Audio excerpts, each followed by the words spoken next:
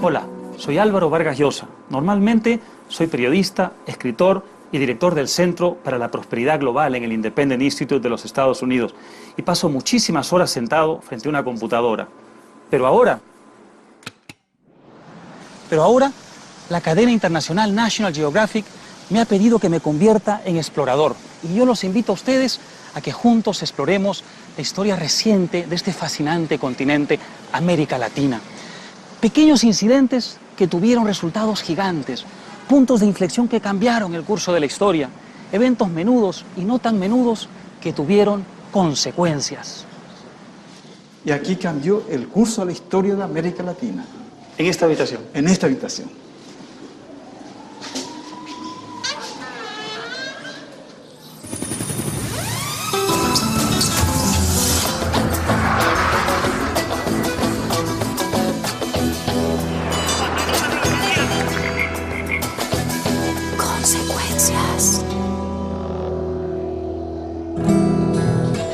Esta exploración me ha llevado a lugares extraños e inesperados. ¿Esta era la habitación? Sí.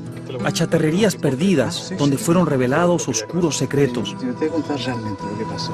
A garajes de autobús en desuso, donde cientos de personas fueron torturadas. Del secuestro. A museos que casi nadie conoce en honor de un lunático que arruinó su país. Y a lugares magníficos, lejos de todo, que les sirvieron de inspiración.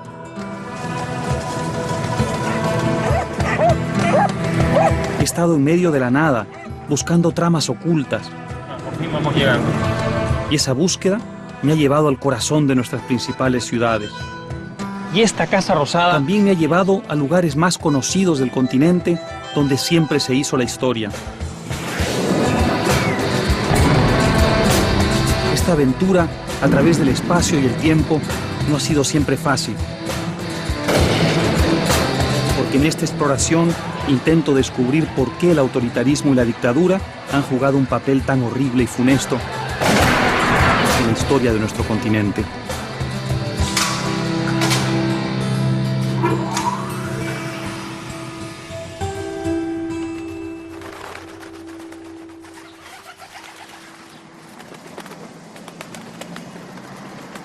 Autoritarismo y dictadura. Todos recordamos lo que era vivir en dictadura o haber oído a nuestros padres hablar de lo que era vivir en dictadura. Yo lo recuerdo muy bien. Recuerdo cómo lavábamos la bandera en esta misma plaza cuando Alberto Fujimori usurpaba el Palacio de Gobierno. Que se convirtió en un símbolo de lucha. Toda la mugre que la dictadura echaba sobre la bandera. Ahora, sin embargo, en tiempos recientes, los gobiernos democráticos parecen ser la norma en todo el continente. México, Guatemala, Brasil, Colombia, Perú, Chile, Argentina, Uruguay y otros países están en manos de gobernantes que fueron elegidos y que no se quedarán por la fuerza. ¿Significa esto que hemos clausurado para siempre el capítulo de la tiranía latinoamericana? Me temo que no. La historia reciente nos dice que algunos de nuestros líderes están ejerciendo nuevas formas de autoritarismo, al ganar elecciones y luego barrer las instituciones democráticas que los llevaron al poder. El uso de la fuerza en algunos casos está sustituyendo a la ley y eso se nota en los enfrentamientos callejeros. O incluso invadiendo las cámaras normalmente calmadas del Parlamento.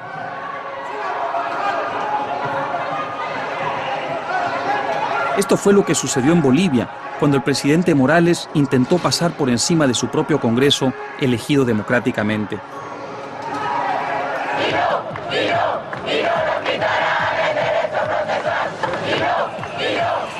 Y esto fue lo que sucedió en Venezuela cuando el presidente Chávez trató de cambiar la Constitución para poder ser reelegido indefinidamente.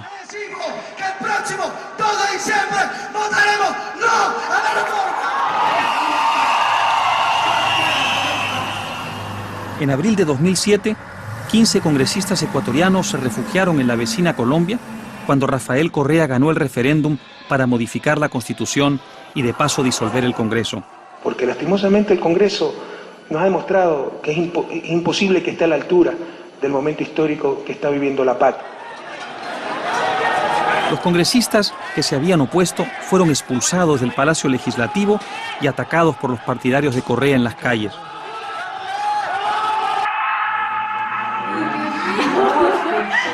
Con imágenes como estas copando las pantallas de nuestros televisores con alarmante regularidad, no es sorprendente que los sondeos muestren a lo largo del continente que un 62% de la gente está insatisfecha con la democracia. Mucha gente desconfía de los partidos, los tribunales, la policía, precisamente las instituciones que se supone están a su servicio. Y lo que es muy significativo, no sienten que estas instituciones los protejan ni traten a todos igual. También sienten que unos pocos se benefician a expensas de muchos.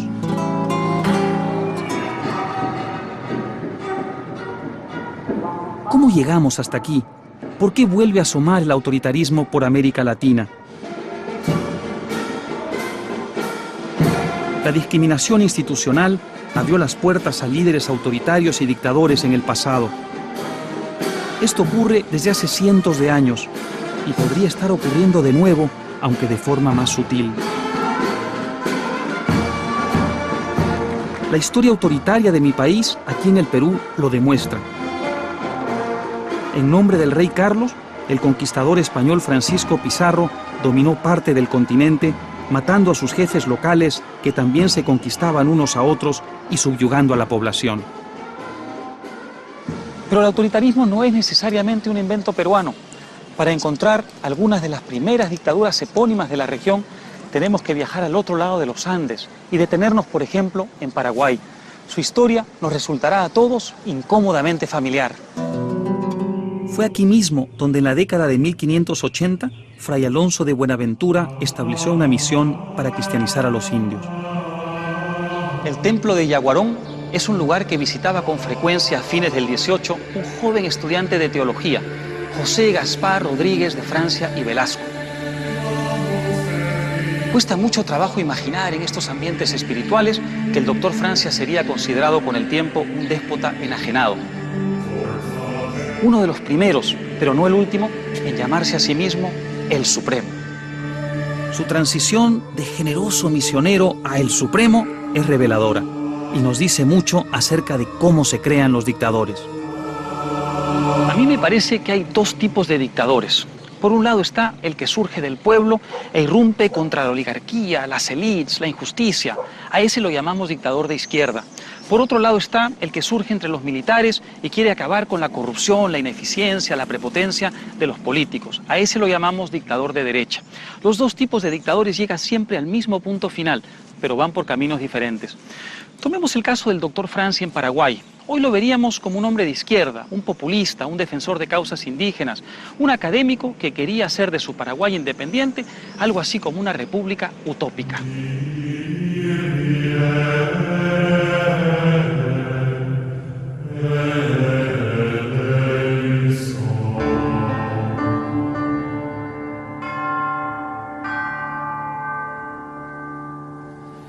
Cuando llegó al poder, primero como cónsul y luego como el Supremo, optó por la autarquía, rechazando toda influencia extranjera. Años después, abolió la educación superior, el servicio postal, los periódicos y hasta la Iglesia Católica, lo que le valió ser excomulgado por el Vaticano. Poco después montó una policía secreta, ordenó matar a todos los perros del país y exigió a los paraguayos que se lo encontraran por la calle llevarse una mano al ala del sombrero. Y si usted no tenía un sombrero, igual tenía que tener un ala de sombrero. Murió en 1840 y la opinión general es que le faltaba un tornillo. El poder absoluto lo había corrompido absolutamente. Poco a poco nos vamos sacudiendo las sombras de las dictaduras que han plagado nuestra historia en los últimos 200 años. Atrás quedaron las alas de sombrero, los perros muertos y los lunáticos. ¿Estamos seguros de que quedaron atrás? En 1926, al otro lado de América Latina, un niño muy particular nació en Cuba. Se trataba de Fidel Castro y su historia tiene muchas semejanzas con las del doctor Francia. Como el doctor Francia, Castro fue un estudiante aventajado y como él, se crió bajo régimen católico. Como estudiante de Derecho en la Universidad de La Habana, pronto se involucró en la política y en la violencia de pandillas. Algunos de los mismos factores que precipitaron la llegada de gobiernos autoritarios a América Latina a lo largo del siglo XX le permitieron a Fidel Castro convertirse en un líder con popularidad. Entre esos factores estuvo el disgusto de la gente con los políticos, los militares y los jueces que parecían gobernar el país en beneficio propio a pesar de una economía bastante sólida. En 1953, Fidel Castro y su hermano Raúl encabezaron a un grupo de 134 rebeldes que atacaron el segundo cuartel militar de Cuba, el Moncada. Fue un fiasco. Murieron 68 asaltantes y los Castro cayeron presos.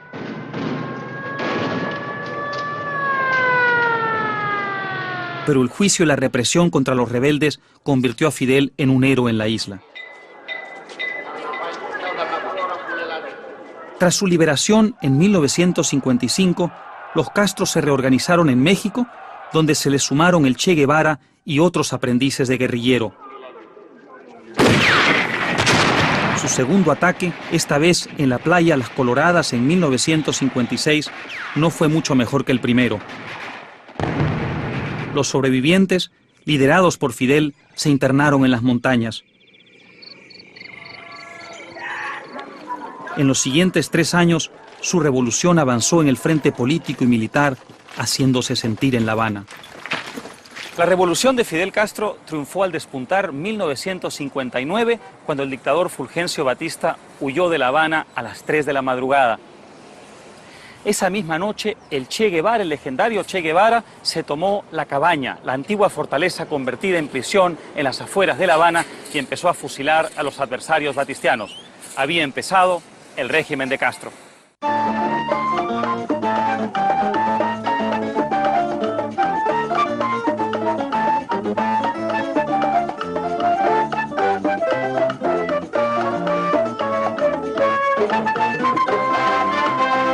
Al comienzo la gente pensó que Fidel Castro representaba una bocanada de aire fresco, en un país donde los policías, los políticos, los militares torcían la ley en beneficio propio. Pero ¿recuerdan qué hacen los dictadores de izquierda o derecha cuando se quieren aferrar al poder? Reprimen, oprimen y controlan. Al poco tiempo de asumir el poder, empezó la persecución a los críticos, los fusilamientos y la coacción contra los partidos y medios de comunicación. Mucha gente empezó a abandonar la isla con destino a la Florida. Otros se enfrentaron al régimen con mucho coraje. Parecido al que al otro lado del mundo mostraron tantos hombres y mujeres decididos a acabar con el imperio soviético, en el que criticar al gobierno o salir sin permiso de las autoridades implicaba jugarse la vida. Un imperio que a fines de los años 80 empezó su veloz cuenta regresiva. Como el estrecho que separa la Cuba comunista de los Estados Unidos capitalistas, el muro de Berlín fue un ícono de la represión comunista y la brutalidad durante la Guerra Fría.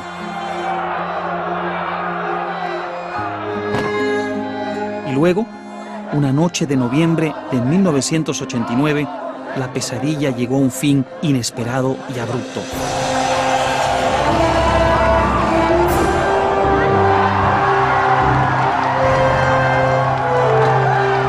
Fue la noche en que cayó el muro de Berlín.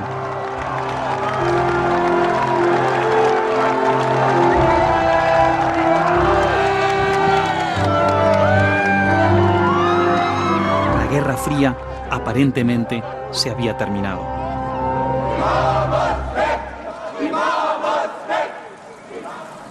El derribo del muro de Berlín y el final de la Guerra Fría ayudaron a jubilar entre nosotros la idea de que el autoritarismo era un mal necesario para vencer al comunismo. Eso trajo consecuencias traumáticas para lo que espero haya sido nuestra última dictadura militar para siempre, la que encabezó Augusto Pinochet aquí en Santiago de Chile. No olvidemos que en la segunda mitad del siglo XX, las dictaduras militares de derecha fueron, junto con las revoluciones comunistas de izquierda, parte del paisaje natural de las cosas en esta región del mundo.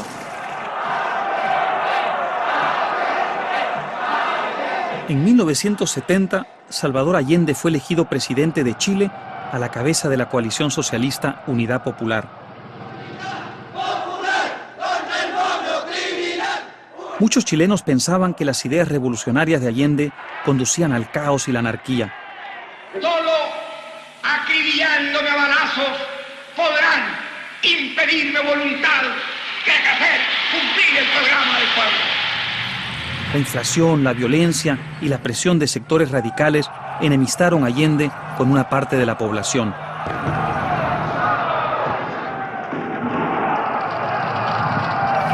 Esto ayudó en gran medida a que el 11 de septiembre de 1973 el general Pinochet se tomara el poder tras un golpe de Estado.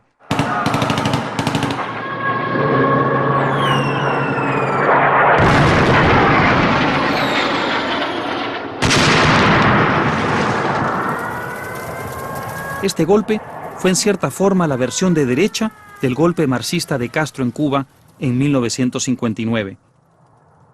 Yo fijé un último plazo y ese plazo al vencer se inició el bombardeo y la acción de combate como ustedes la deben haber visto. Esta será seguramente la última oportunidad en que me pueda dirigir a ustedes. Ante estos hechos, colocado en un tránsito histórico, pagaré con mi vida la lealtad del pueblo. La historia es nuestra y la hacen los pueblos. Poco después de dar su discurso por radio, Allende tomó su rifle de asalto AK-47, regalo de su amigo Fidel Castro, y se suicidó. Otra vez más en nuestra historia, mucha gente prefirió una solución autoritaria antes que democrática, sin medir las consecuencias de esta aceptación. La reconstrucción de Chile ha comenzado. La estrella de Chile volverá a brillar. Junta Militar de Gobierno. Allende quería una revolución, no quería hacer reforma. Y creo que en Chile, para el golpe militar, la mayoría de los chilenos sí creía que era bueno que los militares intervinieran y pusieran fin al gobierno de Allende. Es distinto, no obstante, lo que ocurrió después. Creo que hay una diferencia entre hacer un golpe y tener 17 años del régimen militar que tuvo Chile. Para los chilenos el problema no era el comunismo, no era Cuba, no era la revolución, sino más bien que había inflación, que había desempleo, que había desabastecimiento. Pinochet logró combinar ambas cosas, lo positivo, las reformas económicas, con lo negativo que le permitió mantenerse en el poder, y eso lo convirtió en el dictador que se convirtió, en cierto modo, en símbolo de las dictaduras en América Latina. Los chilenos se resignaron a un nuevo estilo de vida y una nueva manera de ser gobernados. El Estado estaba siempre vigilando, esperando caerle encima a cualquier persona que no se portara bien. Las actividades de la policía secreta de la derecha eran, vaya ironía, parecidas a las tácticas de la izquierda comunista de la KGB en la Unión Soviética. Y estas actividades no se detenían en las fronteras del país. En las décadas de 1970 y 1980, los gobiernos militares de Sudamérica realizaron un esfuerzo sin precedentes para coordinar sus actividades represivas en toda la región. Lo bautizaron con un nombre imponente y simbólico: Operación Cóndor. La Operación Cóndor fue inicialmente una colaboración secreta entre 5 dictaduras militares de América Latina: Argentina, Chile, Uruguay, Paraguay y Bolivia. Fue diseñada como un sistema de intercambio de información sobre conocidos simpatizantes comunistas en todo el continente. Pero pronto se convirtió en una agencia internacional del terror que encarcelaba, torturaba o asesinaba a cualquier persona que aparecía subversiva o peligrosa. El impacto de la Operación Cóndor se hizo sentir incluso en Estados Unidos, como lo muestra el asesinato del ex canciller chileno Orlando Letelier en Washington en 1976. Tras el golpe de Pinochet, fue encarcelado, torturado y enviado al exilio. Desde Washington se volvió un dolor de cabeza para los militares hasta que el jefe de la policía secreta lo mandó matar.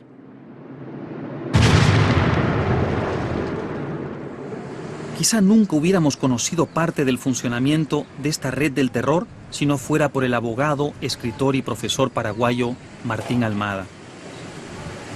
Durante los últimos 30 años, ha ido coleccionando y ordenando documentos para poder llevar a los líderes del Cóndor ante la justicia. Martín aceptó reconstruir su búsqueda conmigo, de modo que arrancamos nuestra aventura en un lugar en medio de la nada, donde su tremebunda historia empezó. Después cuando llegue a la esquina, doble a la derecha. Nuestro destino era una antigua estación de policía en un suburbio a las afueras de Asunción llamado Lambaré. Esto era un lugar árido. ¿Todo esto? Sí, todo esto era pura piedra. No, por fin vamos llegando. Estamos cerca, muy cerca. Bueno. A lo mejor está por ahí, fíjate, detrás de esos árboles. Sí, detrás de esos árboles. Por ahí. Sí. Martín no había regresado desde hacía 15 años y estaba sorprendido con lo que encontramos. La estación de policía había sido tomada por la dirección de automóviles y parecía una chatarrería. Esto era un lugar silencioso porque nosotros éramos torturados en la capital. Pero Martín estaba seguro de que habíamos venido al sitio correcto. Gracias. Bueno, esto era un lugar inhóspito, desolado, aislado, silencioso, un lugar ideal para torturar, matar y desaparecer. Había una comisaría que enfrente, normal, ¿verdad? Aquí era carpintería, se distribuía carne, se arreglaban los muebles de la policía. Pero O sea, totalmente disimulado. Totalmente disimulado. Y en el medio estaba el nido del cóndor. En los años 70, Martín Almada era un abogado exitoso y políticamente activo que pronto llamó la atención de las autoridades. Como resultado de la tesis doctoral que él escribió acerca del sistema educativo de Paraguay, Almada fue arrestado en 1974 como terrorista intelectual y fue torturado durante 3 años y medio por los oficiales Cóndor en Asunción. Durante su encarcelamiento, su esposa murió en circunstancias sospechosas, añadiendo a sus padecimientos. Cuando lo soltaron en 1977, partió al exilio, pero juró averiguar cómo murió su esposa y sacar a la luz la Operación Cóndor de la que había oído hablar estando preso. Bueno, aquí había una planta, un árbol, ¿verdad? Aquí había un árbol y bajo este árbol estaban pasaportes y cédula de identidad. Que habían escondido debajo del árbol. Bajo el árbol, ¿verdad? Toneladas. ¿Para qué? ¿Para borrar las huellas? Para borrar las huellas. Y ahí arriba Sí. estaban toneladas de documentos. Martín, o sea que el tesoro estaba, digamos, dentro de ese edificio. Sí, el tesoro estaba aquí, o sea, la prueba del terrorismo de Estado en América Latina. Muéstrame exactamente dónde estaba. ¿Cómo no? Con mucho gusto. Aquí el plano indicaba había que subir por acá. Entonces subimos por acá con el juez, un joven juez de 28 años. Entonces fue un juez valiente porque al entrar se opuso el comandante de la policía acá. Ah, ¿no quiso que entrara el juez? No. Y él le dijo, yo soy la ley y en nombre de la Constitución Nacional lo ordeno a usted. El juez le dijo eso al jefe de policía. Al jefe de policía, sí. Así pudimos llegar hasta este lugar. Sí. Y aquí cambió el curso de la historia de América Latina. ¿En esta habitación? En esta habitación.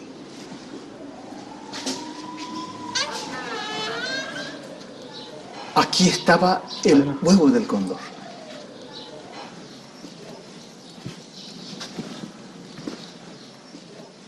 ¿Cuál fue tu impresión cuando entraste a esta habitación? Yo lloré de alegría. Para mí fue un triunfo, porque durante 15 años investigué el cóndor. Y decía la policía y el ejército que yo estaba loco, que era un invento mío. Era un invento que yo estaba loco. Y yo no estaba loco. Y esta era la prueba de tu cordura, digamos. Esta es la prueba de mi cordura, de nuestra constancia. ¿Y qué había acá en esa habitación? ¿Qué es lo primero que viste cuando entraste? Bueno, aquí había, esto es un salón grande, era un salón grande, ahora convertido en dormitorio. Aquí estaban toneladas de documentos, 2-3 toneladas de documentos y el acta de nacimiento del cóndor. ¿Y esa acta fundacional del cóndor, qué decía? Bueno, era un documento en donde Pinochet y Contreras invita a los gobiernos de Argentina, Brasil, Chile, Uruguay y Paraguay para una reunión secreta en Santiago de Chile, noviembre y diciembre, para formalizar un pacto criminal para salvar supuestamente la civilización occidental y cristiana de la guerra del comunismo. Noviembre, diciembre del 75, ¿no? 75. Los archivos del terror que Martín Almada descubrió revelaron los métodos de la Operación Cóndor, que incluían el secuestro, la tortura y el asesinato. En aquella época era costumbre del régimen, primero arrancar las uñas, segundo arrancar la oreja, tercero la lengua y iba cercenando el cuerpo. Y los primeros 10 días llamaba a mi esposa y le hacían escuchar mis llantos, mis alaridos. Y en el 9º día le mandan mi ropa ensangrentada con una aguja de zapatero. La prueba yo estaba sin uña. Y en el 10º día la llaman a las 12 de la noche y le dicen, el educador subversivo falleció, venga a llevar su cadáver. Y le dio un infarto, ella murió de dolor. Por la impresión de la noticia de que tú estabas muerto. Así es, murió de dolor. Ella murió como consecuencia de la tortura psicológica que la sometió durante 10 días. La documentación permitió conocer cómo había funcionado la red internacional de los gobiernos represivos sudamericanos. La búsqueda paciente de Martín lo había llevado al mismísimo nido del cóndor. Los cerebros de la Operación Cóndor establecieron un campo de entrenamiento clandestino en Buenos Aires. En 1976 Brasil se sumó al grupo y poco después lo hicieron Perú y Ecuador, con lo cual pasó a 8 el número total de países participantes en la Operación Cóndor. Nunca sabremos cuántas víctimas costó esta red internacional de espionaje y terror, pero sí sabemos que decenas de personas fueron asesinadas, muchas más torturadas y miles fueron víctimas de espionaje. Aunque la Operación Cóndor fue algo así como una internacional del terror, no olvidemos que para el grueso de las víctimas la gran represión ocurrió en casa y bajo sus propios gobiernos. Y en un país en particular, Argentina, eso tomó un rostro especialmente espeluznante. Desde 1976 hasta 1983, el terrorismo de Estado argentino tuvo su base principal aquí en la Escuela de Mecánica de la Armada, conocida como ESMA, en el centro de Buenos Aires. Miles de disidentes fueron torturados y asesinados en este y otros centros de tortura durante lo que ha sido descrito como la Guerra Sucia. Aunque ESMA es el más conocido centro de detención ilegal de aquella época, solo era la punta del iceberg. Por toda la región, cientos de centros de detención fueron creados para neutralizar a los activistas políticos que militaron contra la dictadura argentina. Este depósito de buses abandonado, localizado a pocos kilómetros de ESMA, en el corazón de Buenos Aires, fue uno de ellos. Y aún hoy nos recuerda las horrendas consecuencias de la dictadura. A fines de los años 70, por esa misma puerta ingresaban de tanto en tanto camiones cargados de prisioneros políticos que iban hacia un destino desconocido. Estamos en el Olimpo, uno de los peores centros de detención y tortura clandestinos bajo la dictadura militar argentina. Y fue precisamente aquí donde una noche de 1978, una hermosa muchacha de 23 años que tenía un niño de pocos meses fue traída para ser torturada. Los primeros días para todos era terrible porque era sistemática la tortura. Los que estábamos en la celda escuchábamos los gritos y bueno. Lo cual era una tortura psicológica además, ¿no? Totalmente. Yo creo que es una de las cosas más desgarradoras de estar en un sitio así, que bueno, por suerte no es común estar en un sitio así. Escuchar los gritos de la gente siendo torturada. Porque ese grito no se escucha, ¿cómo te puedo explicar? Es tan desgarrador, era terrible, claro. Porque realmente fue así. Saber que me estaba torturando era un ser humano. Claro. Eso no se puede explicar con palabras. Es vergonzante. Vergonzante, pero no solamente para mí. ¿Cómo puede llegar el ser humano a esa situación y seguir siendo ser humano? O sea, es muy difícil, pero esa es una contradicción que todavía hoy no. Me imagino que uno perdía el conocimiento en esas sesiones de tortura. Algunos sí. Había un médico y le inyectaba a veces, para ver si el corazón seguía funcionando, una aguja, porque no tenía elementos, una aguja y si la aguja, hasta el corazón. Si la aguja se movía, quería decir que el corazón funcionaba. Y si no, bueno, hay muchos compañeros que murieron en la tortura. Aún hoy las celdas de tortura parecen hacerse eco de los terribles ruidos de aquella época. He estado en pocos lugares tan perturbadores como este viejo depósito de buses vacío.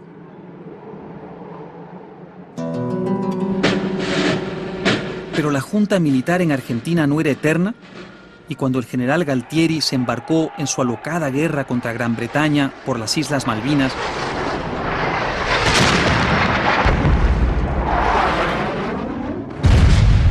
su derrota llegó al final de la dictadura que presidía.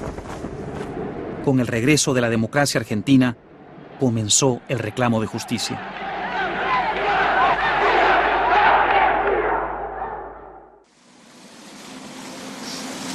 El retorno de la democracia en América Latina en los años 80 nos permitió empezar a afrontar nuestro doloroso pasado y sanar algunas de nuestras heridas. Ojalá que Argentina sea capaz de preservar en el futuro su democracia como no lo pudo hacer en el pasado.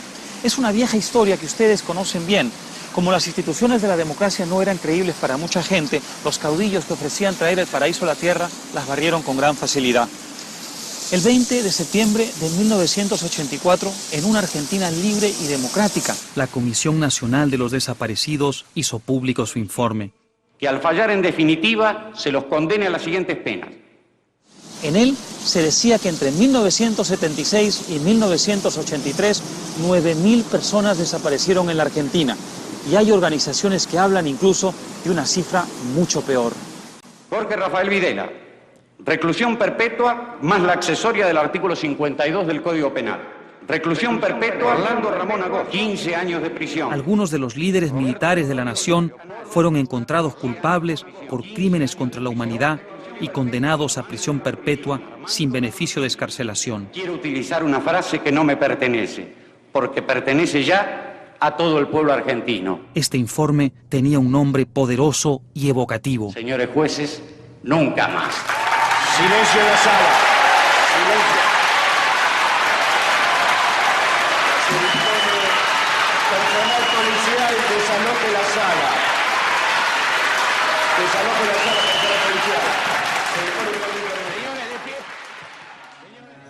Pero ese no es el final de la historia. Todavía falta mucho. Las 9.000 personas o más que desaparecieron fueron padres, madres, hermanos, hermanas, hijos o hijas de alguien. Aquí en el centro de Buenos Aires surgieron varias organizaciones para buscar a los parientes desaparecidos. Y una de las más conocidas es Abuelas de la Plaza de Mayo.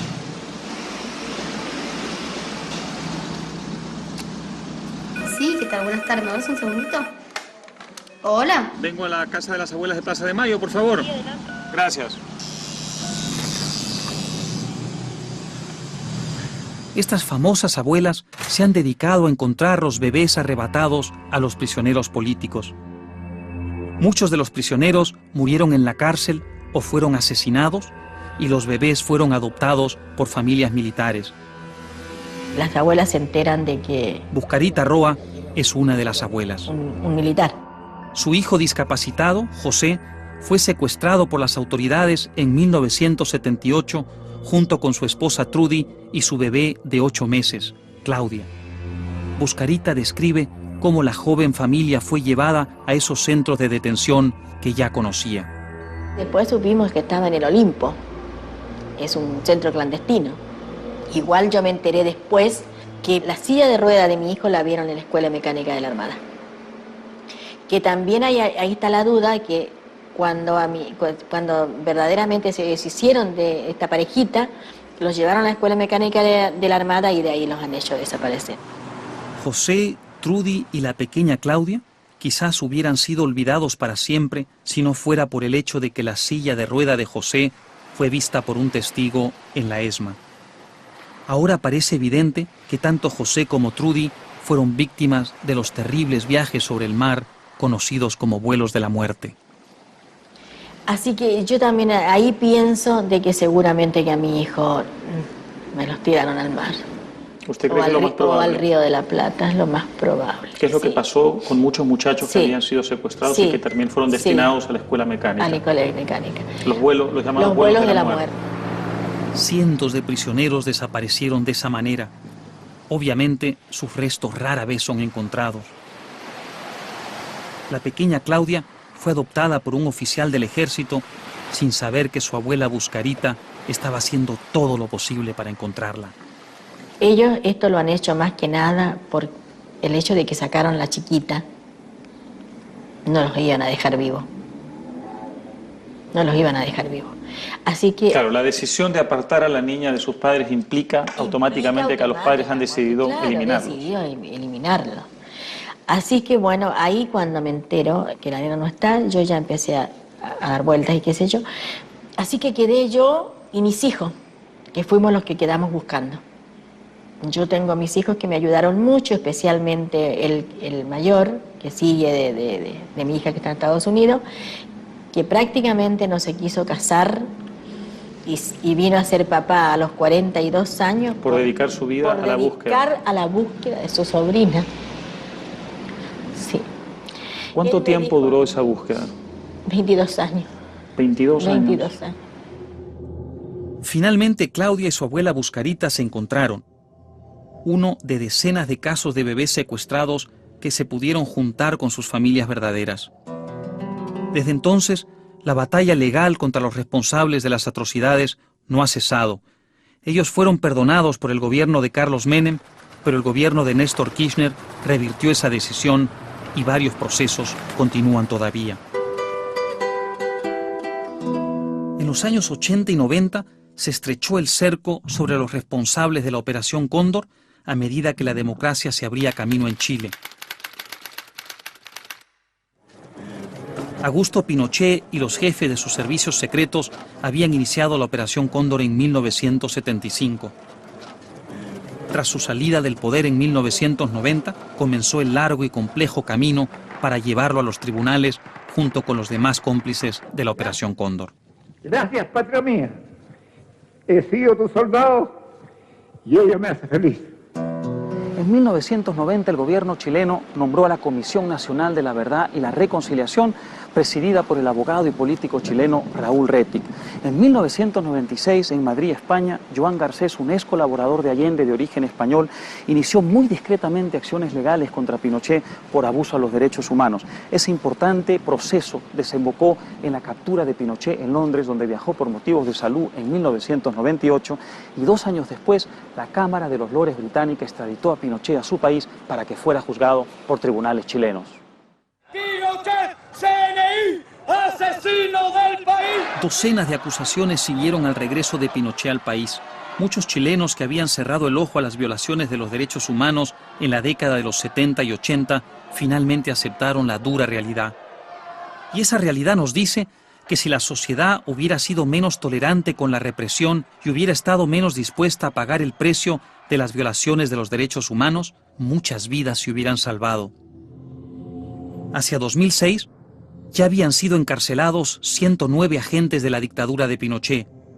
35 exgenerales habían sido condenados o estaban siendo procesados.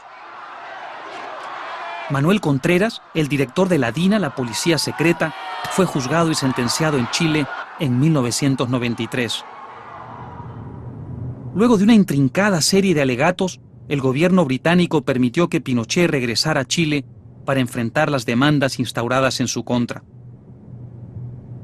Ellas incluían tortura sistemática, asesinatos, detención ilegal, secuestro y desapariciones forzadas. Sin embargo, Pinochet murió el 10 de diciembre del 2006 sin haber sido condenado por ninguno de los crímenes cometidos durante su dictadura. He tratado de hacer siempre lo más adecuado y necesario para su bien. Si se repitiera la historia, volvería a hacer lo mismo que he hecho. Hubo quienes se sintieron engañados. La muerte de Pinochet fue en cierta forma la culminación simbólica de la larga transición a la democracia en este país, porque liberó a los chilenos de la larga sombra del dictador. El hecho de que la pobreza haya caído al 13%, cifra récord en toda América Latina, y de que una mujer sea hoy la presidenta de Chile en este Palacio de la Moneda tan simbólico e importante en nuestra historia, indica hasta qué punto la transición chilena ha sido un éxito. Al Chile ser un país que al retorno a la democracia se insertó plenamente en el mundo, cosa que había estado un poco aislada, también se insertó en todo lo que significa eso, ¿no? El desarrollo de una cultura más integrada al mundo, el mirar, de partida volvió a Chile mucha gente que había estado viviendo fuera y que aprovechó muy bien su pasada por allá, gente que llegó a las universidades, se abrieron mucho más espacios en las universidades. Es decir, yo diría que esta es una sociedad que creció y que maduró. Ahora, no le estoy diciendo que no haya machismo, que no haya todavía gente conservadora, por supuesto que la existe. Pero yo creo que ha sido el proceso modernizador de la sociedad chilena que ha llevado de la mano una mayor amplitud de mente, una mayor perspectiva, una perspectiva más global y no solo local. No olvidemos que persiste por lo menos una dictadura en América Latina, y esa dictadura es Cuba. En Cuba la gente no tiene voz. O te alineas o vas a la cárcel, o algo aún peor. Es una elección muy simple. Aquellos que tienen trabajo y familiares que dependen de ellos saben muy bien cuál decisión deben tomar. Pero hay muchas familias que han perdido a sus seres queridos porque se negaron a aceptar eso o quisieron escapar del régimen. Familias que viven en el dolor por su experiencia bajo el autoritarismo cubano. Uno de los casos más sonados de violación de los derechos humanos en Cuba es el del 13 de marzo, un remolcador de propiedad estatal que en 1994 fue hundido por 4 embarcaciones del gobierno cubano cuando 68 cubanos querían escapar de la isla. 37 murieron ahogados, incluyendo muchos niños, y hasta hoy el gobierno de La Habana no permite una investigación internacional. Iván Prieto, uno de los sobrevivientes, perdió a su padre y a varios familiares más, pero vivió para contarlo. En el camarote que estaba debajo se escuchaban los gritos de los niños, sobre todo cuando empezó a coger agua. Cuando un día saquen el barco, todos ellos van a estar ahí porque no hubo forma de poder sacarlo. Porque los mismos golpes trancaron la escotilla. Se oían los gritos de los niños, es lo más desesperante. El patrón trató de abrir la escotilla junto con Gustavo, no se pudo abrir. Estaba trancada y eso se hundió en cuestiones de no llegó un minuto. Enseguida sí se fue completo. La gente gritaba, bueno, muchas personas se hundieron, no pudieron salir, no tuvieron oportunidad. Incontables cubanos lo padecen también. En 2007, el Archivo Cuba, que ha documentado las muertes de inocentes bajo los hermanos Castro, reveló al mundo que hay hasta ahora 8.190 casos de personas ejecutadas, desaparecidas o muertas en prisión desde 1959. Por eso, precisamente, al interior de la isla, un grupo de mujeres admirables, conocidas como las Damas de Blanco por la vestimenta que usan, hace campaña mañana, tarde y noche por la liberación de los presos políticos en Cuba. Son las madres, esposas y hermanas de varios de los 75 periodistas independientes de Cuba encarcelados el 18 de marzo de 2003 por criticar al gobierno. Ellas han jurado no cesar su campaña hasta que todos los presos políticos sean liberados. Sus métodos son pacíficos. Se reúnen en una iglesia, marchan por la calle, pero de tanto en tanto son atacadas por partidarios del régimen. En febrero de 2008, Fidel Castro renunció definitivamente al poder, confirmando el traspaso del mando a su hermano Raúl.